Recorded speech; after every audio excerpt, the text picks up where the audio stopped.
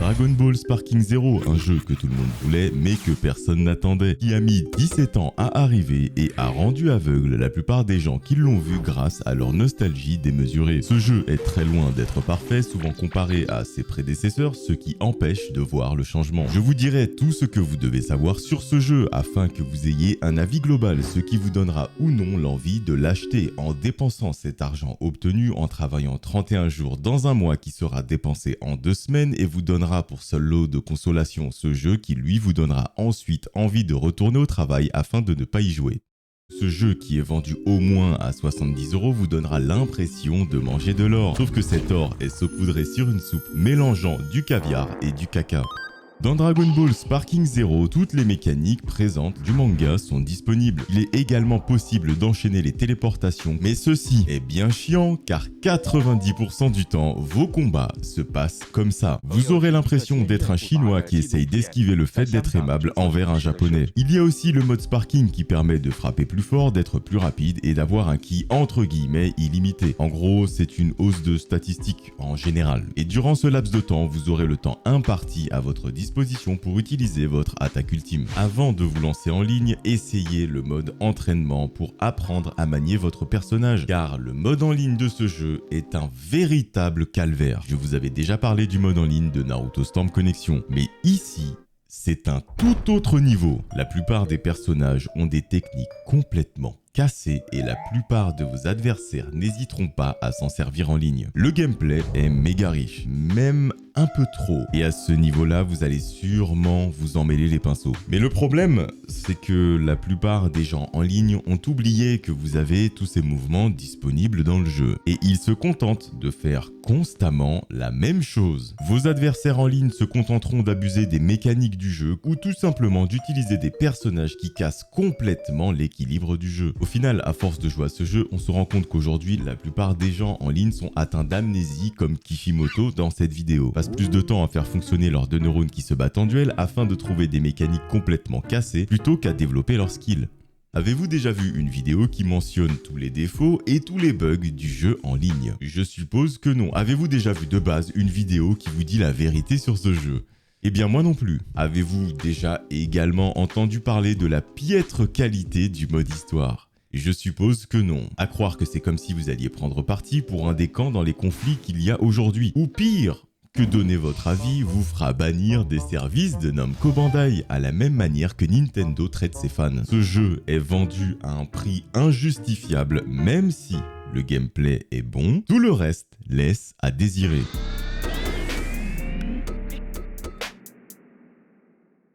Le mode histoire de Dragon Ball Sparking Zero couvre plusieurs arcs narratifs emblématiques, pour certains personnages seulement.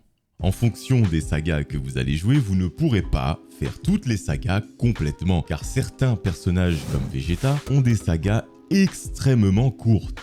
Pourtant, si on regarde dans le manga, c'est à peine si Vegeta est l'un des personnages les plus importants. Le problème avec le mode histoire, c'est qu'il veut tellement se concentrer sur les combats emblématiques qu'il oublie même de vous faire vivre ces combats emblématiques et vous vous retrouvez à faire certains combats sans savoir pourquoi. Je suppose que personne ne vous l'a dit, beaucoup se moquaient de Naruto Storm Connection, ils ont repris exactement le même procédé qu'ils ont utilisé sur Naruto Storm Connection, mais je vous entendais très souvent dire Storm Connection est un jeu de transition. Et comment vous expliquez ça pour Sparking Zero qui lui n'en est pas un? Surtout que je vous avais dit sans arrêt que ce n'est pas parce que vous avez un jeu de transition que vous devez vous contenter de manger du caca saupoudré d'or. Mais visiblement, certains aiment ça.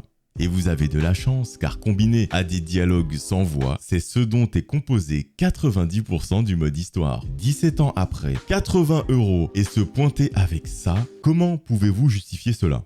Vous allez en réalité payer 70 € pour des cosmétiques et un mode de jeu en ligne. Et je dis bien évidemment 70 € si vous avez de la chance, car la plupart d'entre vous sur PS5 ont payé l'édition standard 80 €. Et sur PC, certains sont montés jusqu'à même 110 € pour avoir l'édition ultime avec les DLC. Ce n'est évidemment pas mon cas, car grâce à Games Planet, j'ai obtenu l'édition ultime de ce Dragon Ball Sparking Zero à minuit 1 le 8 octobre et je n'ai déboursé que que 0 €. Je tiens à vous le préciser car le fait que je vous donne mon avis, qu'il soit bon ou mauvais, ne changera rien au fait que je n'ai pas payé ce jeu. Même si là techniquement je risque peut-être un ban chez Bandai Namco, mais en même temps ce n'est pas dur de se faire bannir d'une compagnie japonaise. On nous a présenté le mode scénario What If au travers d'innombrables vidéos sur YouTube. Ce mode est juste une façon de vous faire rejouer le mode histoire sans arrêt, sans vous expliquer clairement comment débloquer les scénarios alternatifs. Au final, vous passez 90% de votre temps dans le mode histoire à chercher comment débloquer ces What If plutôt qu'à les jouer. Et franchement, quand je vois tout ça, je suis bien content que Gamesplanet m'ait permis d'avoir ce jeu pour 0 €. Vous pouvez également obtenir ce Dragon Ball Sparking Zero sur Gamesplanet avec une réduction. Les conditions de déblocage des scénarios alternatifs ne s'affichent qu'une fois que vous avez terminé le mode histoire du personnage. Mais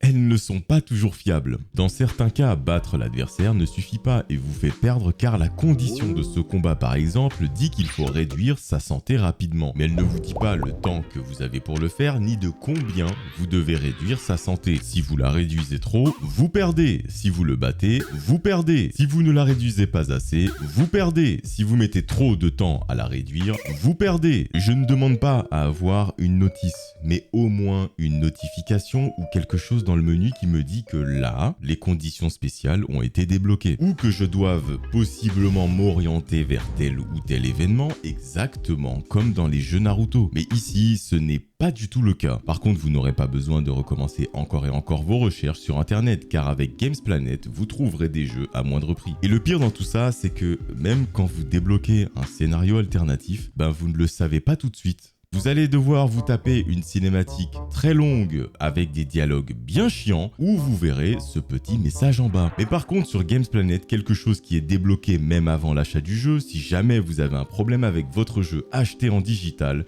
vous pouvez obtenir un remboursement. Si jamais vous passez par le lien disponible en description, celui-ci vous emmènera directement sur Gamesplanet. Passer par ce lien me permettra d'obtenir un petit pourcentage sur l'achat de votre jeu et financera des vidéos que vous verrez une fois tous les 6 mois. Le mode histoire est ennuyant à cause des dialogues bien évidemment qui ne passent pas automatiquement. Oui, nous sommes en 2024 et vous devez encore appuyer. Oui, vous avez bien entendu. Mais on veut nous faire croire que le mode histoire est excellent. Certains diront que le mode histoire allait être comme ça vu qu'il y a 17 ans c'était déjà comme ça. Mais nous étions sur... Aujourd'hui, nous sommes en 2024. Il n'est plus possible ni justifiable de sortir un mode histoire aussi pourri dans un jeu qui coûte presque 100 € en édition standard. Le pire, c'est que Dragon Ball Z Kakarot, un jeu que je n'ai vraiment pas aimé, avait un mode histoire relativement intéressant. Le vrai problème qui fait que je n'ai pas du tout aimé Dragon Ball Z Kakarot, il y avait beaucoup trop de quêtes annexes dans ce jeu, ce qui fait que ça cassait complètement le rythme.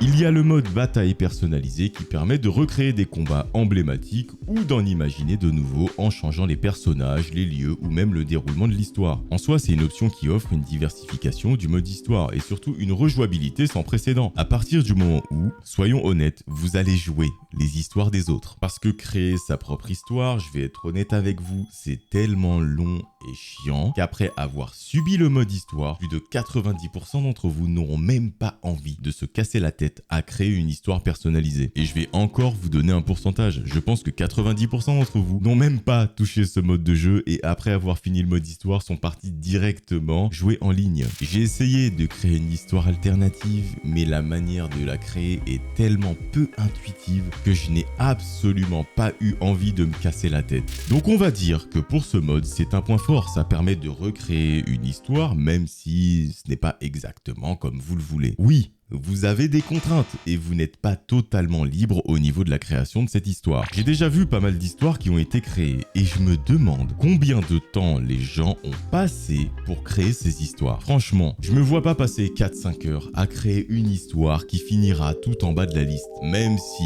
j'ai passé tout ce temps-là à la créer, il y a très peu de chances que je me dise « Tiens, je vais en recréer une autre » pour encore tout recommencer. Non, la seule chose que vous aurez envie de faire, c'est d'aller dans le mode en ligne et d'affronter d'autres joueurs. Parce qu'il faut dire la vérité, à force de faire sans arrêt le mode histoire ou même de créer sans arrêt des histoires alternatives, ça devient chiant déjà. Et je trouve ça inutile d'avoir payé 70, 80 € ou même plus uniquement pour jouer en solo. Ça n'a aucun intérêt à mes yeux. Un truc vraiment bien et qui vous enlèvera une épine du pied, c'est que dans les scénarios personnalisés, vous pouvez voir les scénarios créés par les autres joueurs. Je trouve ça vraiment intéressant qu'on puisse avoir accès aux scénarios des autres joueurs, car si vous n'avez pas envie de vous casser la tête à créer un scénario, vous pourrez quand même profiter du mode de scénario personnalisé.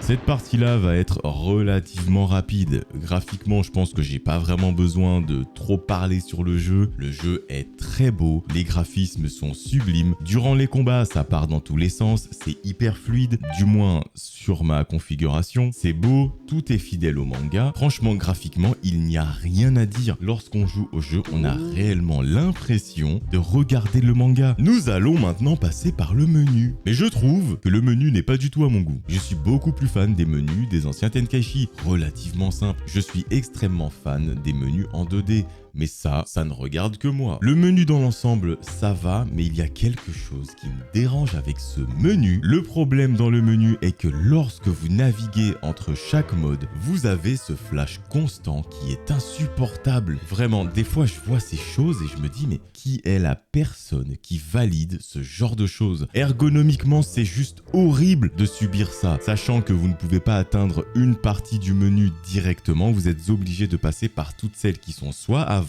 soit après. Concernant le passage des menus, je ne comprends pas ce qui s'est passé chez la personne qui a validé ça. Parce que dans les jeux Naruto, il était possible de changer de mode dans le menu sans avoir à se taper des transitions aussi horribles. Et dans un jeu qui sort 17 ans après l'ancien, ils sont quand même venus sur le marché avec ça.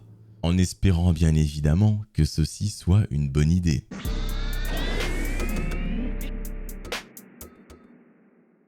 La courbe d'apprentissage peut être bien dure pour les nouveaux joueurs de la même manière que la rosée du matin, c'est gênant et difficile à maîtriser, mais la maîtrise des techniques comme le CTRL-Z apporte une certaine satisfaction. Par contre, il y a un vrai problème au niveau du gameplay à un niveau particulier dans le jeu, ce qui provoque beaucoup de bugs. Oui, la manière dont vous jouerez fera en sorte que ça vous causera plus ou moins de bugs en ligne. Et laissez-moi d'abord vous expliquer la courbe d'apprentissage. Le souci, c'est qu'il y a tellement de contrôles à apprendre en début de jeu que ça risque d'en bloquer plus d'un. Vous avez un tutoriel qui ne vous apprend rien. Du coup, c'est à vous de traîner dans tous les modes de jeu disponibles pour apprendre à jouer. L'ordinateur est relativement scripté par rapport à vos actions. Il arrive étonnamment à tout contrer durant le mode histoire, à tout esquiver, et il joue surtout de façon extrêmement défensive. Au final, cela vous force à apprendre certaines techniques pour contrer uniquement l'ordinateur. Mais dès que vous affrontez de vrais joueurs, ça ne se passe plus du tout de la même manière, car le maître mot du mode en ligne de ce jeu est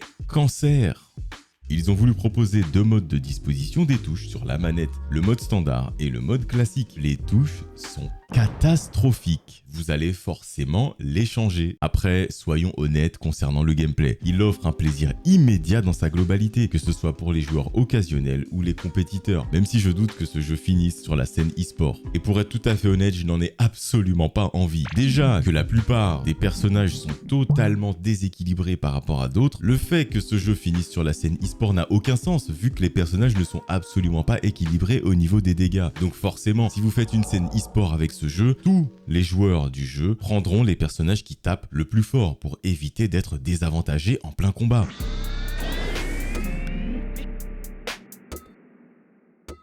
On va parler des incohérences qu'il y a dans le jeu. Je pense que ce n'est pas courant sur YouTube dans les vidéos concernant ce jeu qu'on vous parle de ça. Et pourtant, il y en a quand même beaucoup. Il est incohérent de devoir choisir le niveau et la musique avant la sélection des personnages. Et surtout, après un combat, il n'y a aucun moyen de revenir à la sélection des personnages sans devoir quitter le combat en cours, retourner dans la session et tout relancer. Tout cela n'a aucun sens. Vous avez également des tonnes de cases sur les personnages alors que plus de 90% d'entre eux n'ont pas d'accessoires pouvant être équipés ou même de tenues pouvant être changées. Je sais que pour la plupart d'entre vous, le casting est incroyable, mais pour moi, c'est encore une arnaque dont personne ne parle. Le casting de Dragon Ball Sparking Zero contient certes plus de 180 personnages, mais si vous comptez bien les personnages sans les transformations, vous n'avez qu'une centaine de personnages. Oh, et je vous le dis tout de suite, pour moi, un personnage transformé n'est absolument pas un personnage différent. C'est une variante du personnage de base. Ça n'a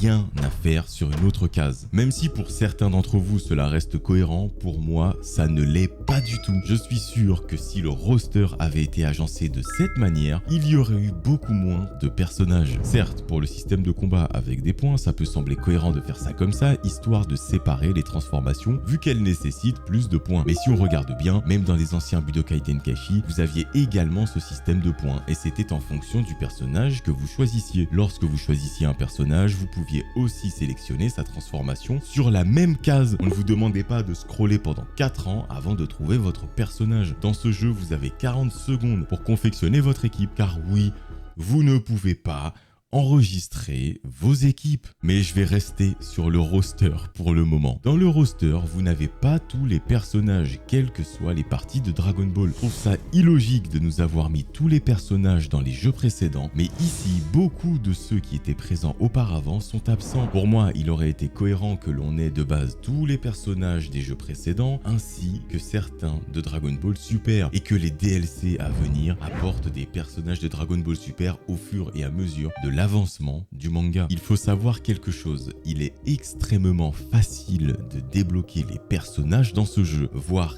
carrément trop facile. Ce jeu a été conçu pour les habitués des Sparking avec une courbe d'apprentissage relativement raide, mais il a été aussi conçu pour les joueurs ayant la flemme de jouer. Car pour débloquer les personnages, si vous n'avez pas envie de faire le mode histoire, il vous suffit simplement de passer par la boutique. Sachant qu'il existe de nombreux moyens infâmes d'obtenir de l'argent dans ce jeu, je ne comprends pas l'intérêt de mettre des personnages à ce prix-là, vu que ça ne bloque personne étant donné la facilité d'obtenir de l'argent dans ce jeu. Vous n'avez pas de mission spécifique comme c'était le cas par exemple dans Dragon Ball Z Budokai 3 qui vous permettait de débloquer un personnage particulier à un moment précis de l'histoire. Au final, ça décrédibilise complètement l'utilité du mode histoire.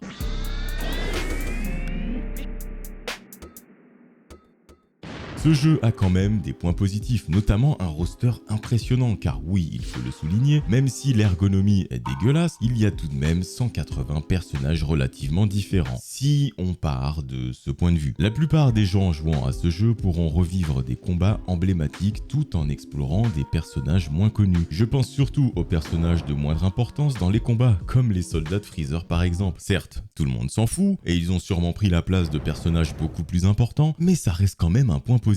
Le mode de personnalisation concernant les histoires alternatives donne aux joueurs la possibilité de créer leur propre scénario en choisissant les personnages, les environnements et même en ajoutant des dialogues. Les joueurs peuvent revivre leurs batailles préférées ou en inventer de nouvelles, ce qui apporte, il faut l'admettre, une dimension de rejouabilité énorme, jamais vue jusqu'à maintenant. Même si ce mode est relativement peu intuitif et que les explications sont forcées sans réellement vous guider, il peut être intéressant pour ceux qui souhaitent prolonger leur expérience de jeu et augmenter la rejouabilité. Concernant les graphismes, je n'ai absolument rien à redire. Ils sont sublimes, extrêmement fidèles au manga. Il n'y a vraiment aucun point négatif. Je sais que sur Twitter, certains ont beaucoup pleuré pour des détails. Personnellement, je m'en fous complètement et je ne suis pas un chialeur à ce point. La plupart des détails dont les gens se plaignent, comme des couleurs ou des vêtements différents, ce sont des choses que vous ne remarquerez même pas pendant le combat. Ce sont des détails que vous finirez par oublier, surtout que vous n'allez pas jouer tout le temps avec le même personnage. Je vais maintenant vous faire une liste de ce qui me dérange énormément sur ce jeu. La répétitivité du gameplay. Malgré les nombreuses options offertes par le gameplay, le jeu devient rapidement répétitif. La plupart des personnages se jouent de la même manière, ce qui enlève de la variété. En ligne, ce problème est amplifié car des patterns dominants poussent les joueurs à utiliser les mêmes personnages et les mêmes techniques constamment. Les cinématiques manquent énormément de dynamisme, brisant l'immersion. Je me dis qu'un jeu à 80 € ne devrait même pas avoir un mode histoire aussi médiocre. Nous n'avons pas de pré-réglage d'équipe. Sans pré-réglage d'équipe, il faut constamment reconfigurer à chaque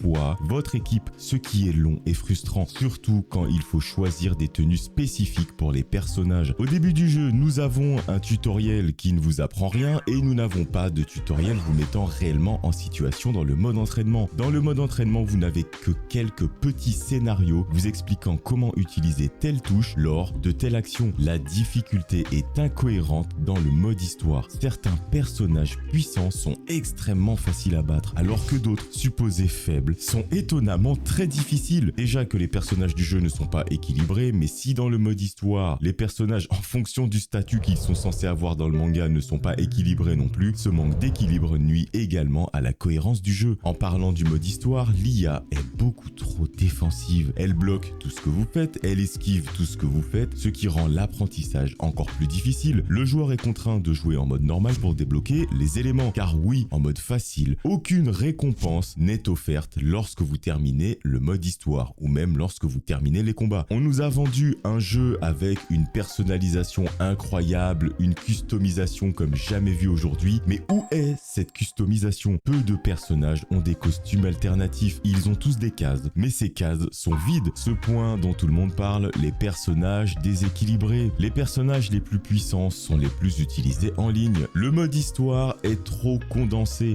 Oui, même si il est totalement médiocre, le mode histoire est trop rapide et manque cruellement de contenu. La caméra est problématique. Elle est très souvent mal orientée, elle cause des pertes de visibilité durant les combats, elle se place tellement n'importe comment que vous voyez carrément votre personnage au travers des murs. Les combats personnalisés qui sont complexes à mettre en place et à partager. La création et le partage de scénarios alternatifs, bien que possible, est bien trop compliqué. Nous devrions avoir un moyen de sélectionner notre personnage sans avoir à quitter le combat en cours. Nous sommes obligés de quitter le combat, de retourner dans le lobby, de relancer la partie, de resélectionner le niveau et ensuite de resélectionner notre personnage. Nous serons tous d'accord là-dessus, l'écran de sélection des personnages est dégueulasse. Il y a un clair manque de guidance dans les scénarios alternatifs, obligeant le joueur à refaire les mêmes missions sans savoir réellement comment progresser. Les stocks d'énergie se rechargent beaucoup trop vite. Les joueurs en abusent complètement, notamment pour le mode sparking instantané. Il faudrait faire quelque chose pour le contre-Z. Le contre-Z est surutilisé durant les combats, ce qui casse complètement le rythme et surtout le ki utilisé pour les contre-Z est trop petit. Il faut absolument faire quelque chose pour ça. Il faudrait augmenter le coût des contre-Z au moins à une barre de ki, ce qui forcerait les joueurs à ne pas en abuser. Le mode sparking de ce Sparking 0 est complètement pété. Il est beaucoup trop fort, ce qui crée un déséquilibre total durant les combats. Je ne pensais pas que le jeu allait avoir aussi peu de cartes, surtout à 80 € avec 5 ans de développement. Le système de lock-on du jeu est catastrophique. Des fois, l'adversaire est devant vous et vous ne pouvez pas le voir, et cela sans aucune raison. Il faut absolument retirer ce petit timer de merde. Nous sommes en mode classé. Pourquoi nous devons avoir un timer? Pourquoi faire? Voici le problème majeur de ce Dragon Ball Sparking 0. Les rage quits en ligne ne sont pas pénalisés. Donc les joueurs qui quittent ne subissent pas de perte de points et vous, pendant ce temps, vous subissez une perte de temps, ce qui au final ne vous donne absolument plus envie de jouer en ligne. Et je trouve ça honteux qu'en 2024, les rage quits ne soient pas punis. Même une personne qui n'a jamais joué à un jeu vidéo de sa vie comprend tout à fait que lorsqu'un joueur quitte, celui-ci est censé être pénalisé. À la rigueur, même si le joueur quitte, j'en ai rien à faire tant que je gagne les points. Mais là, ce n'est absolument pas le cas.